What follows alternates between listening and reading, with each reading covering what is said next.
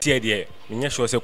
condom be short because ya homboa last year you hu ye nti this time no we are improve upon it nti say ye nya condom different types be wa ha na omo ba so a say don make na size ni dey na ye hu hye den hia dey hu hia pa flavors no obi ba say o mepe dotted mepe dey enye dotted wo so me ba mepe banana flavor mepe chocolate flavor mepe strawberry mepe banana mepe orange flavors in dey nya ahoro be bre nti wo ba type bi a wo pe bia nti e be ma na okoko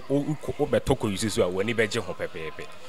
ya futu am de mom ne se o bana no ho kani ne ba ya tra ho kani ho o ba so fa ho kani ama na wa be hie o ba bi bia e na e den ya idim se wo ho na so bo mo che o be bo ho ban because yare ne wo ho HIV ya ka ho asama ka ho asam kwanza bo feel say